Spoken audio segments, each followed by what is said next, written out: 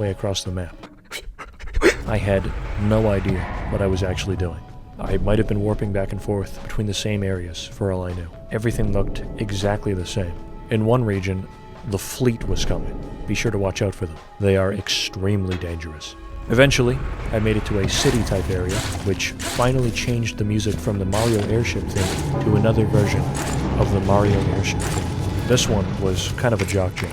They had a spaceship sitting around, so I went to take it for a little joyride, and it sent me to a futuristic area full of creeps, beeps, and bloops. I'm pretty sure it was a big Star Trek building with a little bit of Stargate mixed in there as well. There were a bunch of different rooms and paths to go down, all labeled with things like Corporal Dimwit's quarters, messy mess hall, and other stuff like that. I wanted to take a minute to have a rest before exploring it, so I clicked on a chair, which ended up sending me across the entire universe. I don't know where the fuck I ended up, but it was another whole new area. I stumbled into Tina's Lounge, featuring good food and great tempers. They had all kinds of yummy in my tummy treats in here, as well as a link to addictinggames.com. After getting my money's worth at Tina's, I continued on. This area seemed to be more of a general free build area. It was a bunch of normal buildings, as well as a ton of big pyramids, which held all kinds of secrets inside.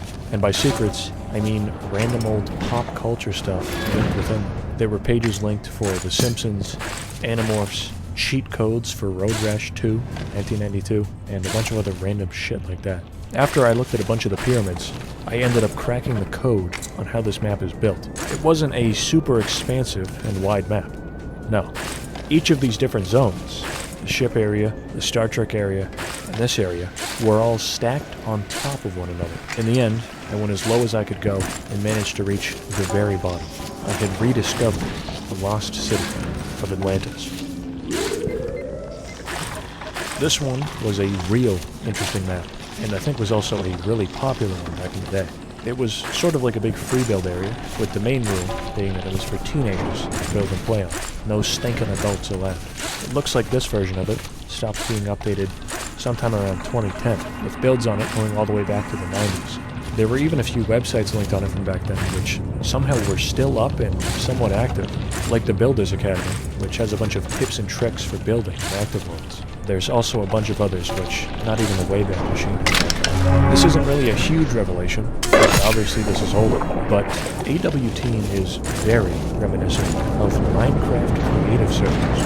It's just a big, flat, wide open planet with a bunch of kids at free reign. Usually this meant things that completely unclear, 10% finished, bandits, but you'll occasionally stumble across an actually decent building. I found an area made by a big Dragon Ball Z fan, which tracks since it was all made in 2000.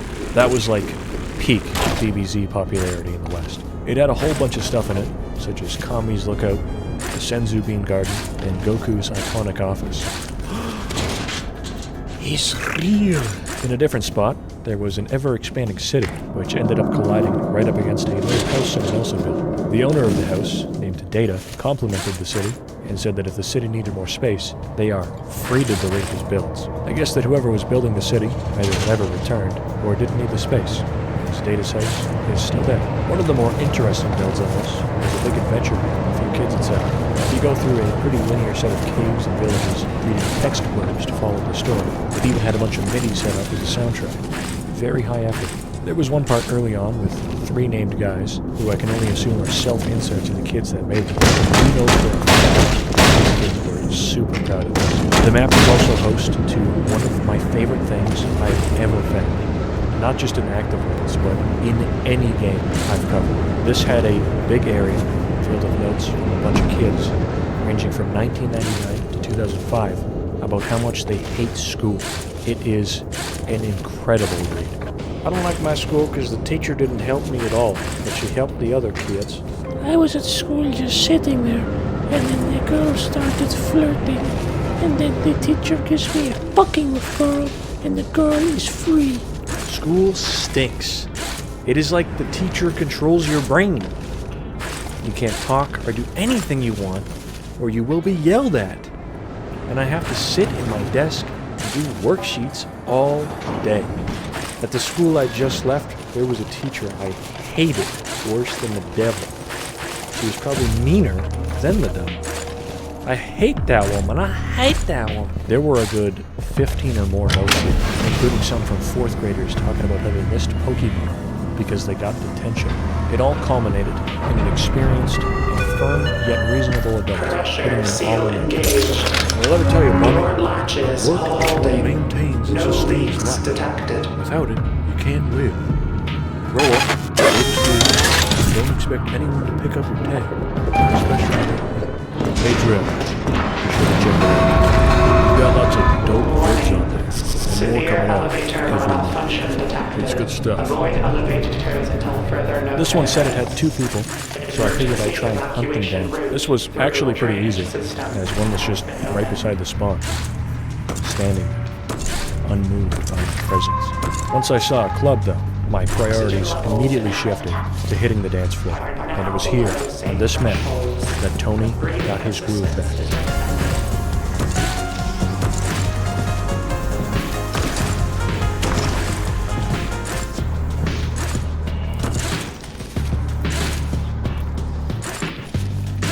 The actual map here was a little town filled up with fake people with very mismatched designs. Some are from 1997, some are from 2007. Some look real funny too, like these cowboy films. I went into this other club, ready to hit another dance floor, and got actually jump scared by an ad. Why visit Nova Scotia? Jesus Well, let's Christ. hear from actual visitors. This club also had bowling, and I was just getting strike after strike after strike, non-stop. The king of the alley has returned. Didn't even get called a slur this time.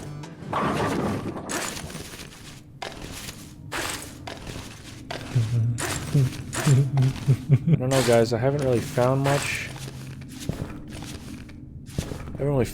This time. Oh my god, dude. That's unreasonable. No, man. Not the crying bald eagle. Oh my god. Oh no. No, man. No. With this one, I was finally able to see a working RPG system in one of these games. Active Worlds shut these down way before I played it, and I don't think it worked in Virtual Paradise either. This one had a bunch of classes and stats to choose from, with it all being pretty basic D&D stuff. I wasn't really feeling like sticking around for 6 hours on this one to grind my stats though, so I was just gonna have a quick look around. I guess this one has some big fans, because there was a Hall of Champions with awards for stuff like most kills, best players, and stuff like that. There were some pretty high stat gamers in here with thousands of kills and levels in the hundreds. Seeing as I have 0 experience in this, that could be quite a feat or like 2 hours worth of effort. Seeing as I also have an award, let's just say that everyone in here is a very accomplished and excellent gamer. The blacksmith had a rockin' MIDI playing, and when I went to crank that shit up, the game crashed. This one had the greatest skybox in any game ever created. It is actually perfect. There wasn't much else here, aside from some strange kitties and some sick-ass Red Dead Online clips on a TV inside the saloon. I was greeted by a variety of greasy, evil Christmas carolers on this one, and when I went to hide from them in fear, I noticed that this was a full world dedicated to Christmas. Somebody is a big fan of Christmas. I don't really know what else to say about this one. It was a holly jolly winter wonderland. There were sleigh bells jingling, and ring-ting-tingling too. It was lovely weather for Tony to show off his moves. Nosferatu. Another full-scale RPG. This one was huge too, and also still fully working. The spawn area had a list of commands, and I was sure to use the one which applied for citizenship. I was definitely feeling like I was going to be a regular on this one for sure. The map is sort of gothic and vampiric, but also just has random tourists walking around, as well as a cinema. I needed cash fast, and made $20 by giving this Santa lookalike a giant cartoon needle of my blood. I had a quick peek into the theater after this, You are and en route instantly spent to habitation $20 by yellow. accident when I walked Please through the door. enjoy My finances were your in pretty dire straits at this point, so alert. I had to take on a swamp quest. Elevator and some security quick locks cash. are still It was in during place. the swamp quest that I learned you Manual can actually override just will die be in this one required. forever. I stepped on a bear trap inside the swamp house, and my leg was taken clean off. Luckily, back at the spawn, there was a scroll you could click, which puts $1,000 in your bank account, so my money issues were solved. The more I looked at Nosferatu, the more confused I became at what the setting was actually supposed to be here. There was a little medieval suburb where you could rent a house, as well as an event center, which was like a corporate event room with folding tables and chairs. They even had boxes of Coca-Cola, Pepsi, and Dr. Pepper in this mystical fantasy land. Don't forget about the infamous Nosferatu military base, complete with tanks, Humvees, and an army of soldiers. I had been here for around 10 minutes and was about to leave when the owner of it hopped on. Now, they weren't here to talk, but rather confirm my citizenship application, Warning. setting me up with stats and Class military. 7 I guess this one fluid has was been active. detected. In active For the world, safety you could of say. Now that I was habitation, officially a part yellow. of the Airlock Nosferatu seal lore, I mechanisms was off must to do be more quests. engaged. I embarked on the sword quest. Please and had to contact sneak your on a local bunch of control evil room skulls. specialist. It was piss easy, and I bagged myself $5,000, a badass Control blade, specialist as well is as a missing. great job message from the owner. Contacting With cash in administrator. hand and a sword in the other, I felt ready to Warning. avenge myself, and yet Administrator again is embark missing. on the swamp quest. Contacting I emergency cheated board the for absolute protection shit out of it with the camera, and was rolling in the dough. No I then got crews lost in a detected. maze and perished Engage due to manual malnutrition. override. This was the end of my Nosferatu quest.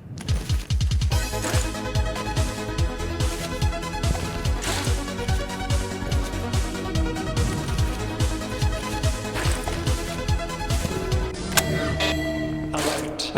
Airlock seal I don't want is to look up priming. because I know what it is. You have 30 seconds to return to the emergency personnel lift.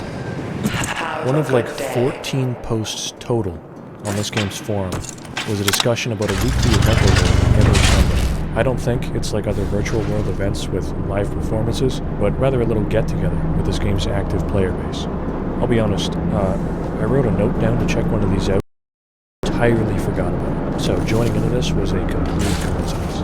The map itself is a direct port of what I looked at last time I was in Active Worlds, but with some updates to it, mainly in the form of wishing players in 2025 a Happy New Year.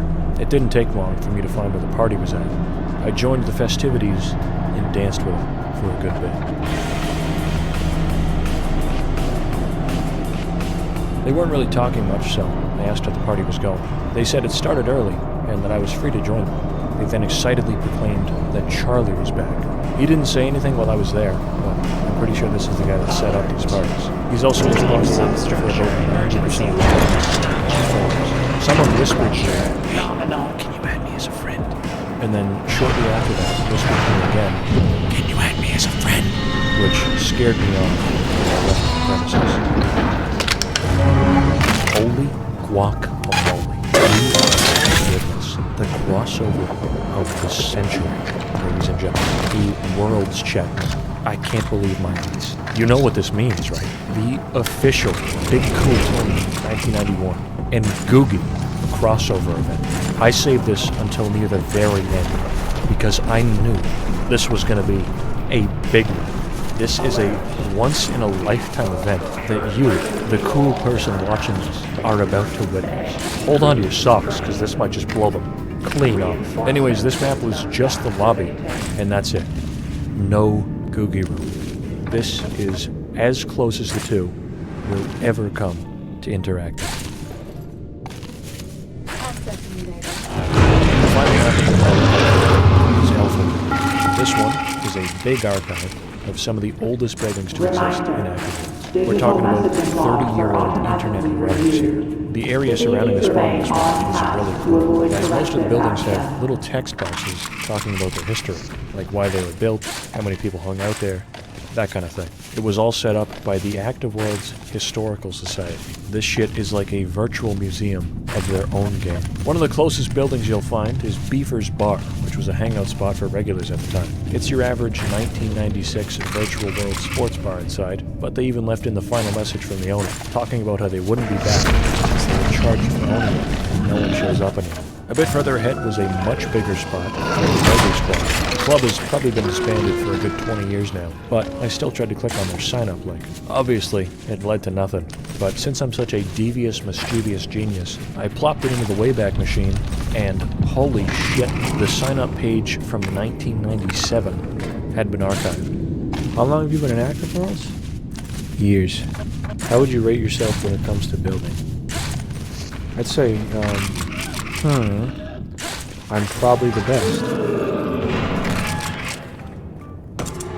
That sucks. There's a lot of other things like since it's working in Active Worlds and also like 30 years old, a lot of it, sadly, just doesn't function on Delta Worlds. I also don't know if it's a complete port. I think only a chunk of it was carried over, as the map just sort of hits an abrupt end after going in any direction for more than like a minute. It's still really cool though, and it kind of makes me wish virtual world games became a bigger thing back then. There's not many games nowadays that'll have player-made buildings standing in 30 years, with their own historical societies to keep track of what they were used for and when.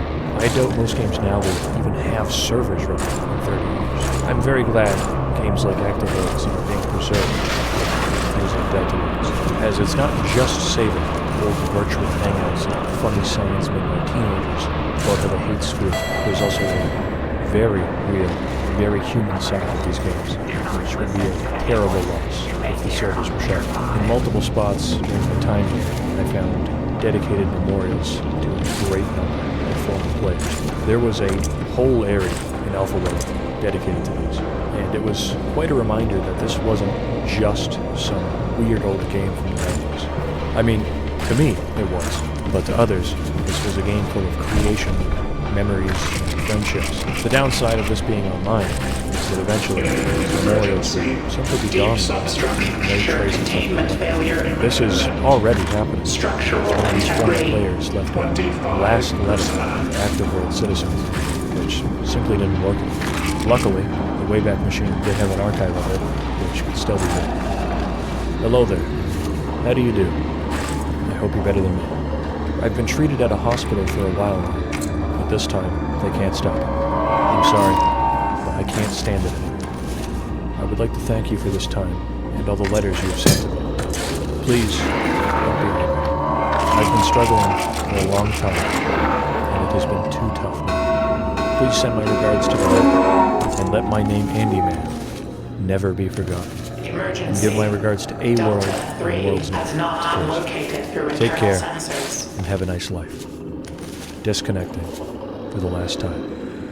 Andy Man. As I always say when I find these kinds of things, this whole thing is a very beautiful gesture from the community to forever immortalize these players in the game. Their loss is tragic, but their names will live on. I'd also just like to actively these down or anything like that. In the past, I've kind of tiptoed around talking about this kind of stuff when you find it, but these people deserve to be remembered and talked about. With that, though, I think that's actually it for Active Worlds and Active Worlds adjacent games at this point. We have done them all, unless I've missed one with like 6 registered players. Over the time I've covered these, I've gained a genuine appreciation for them and what they hold within them. They are truly some of the best internet time capsules around, and I hope they don't go anywhere anytime soon. There's really nothing else like them. See you later, Big Cool Tony. Sorry you never got to meet Google.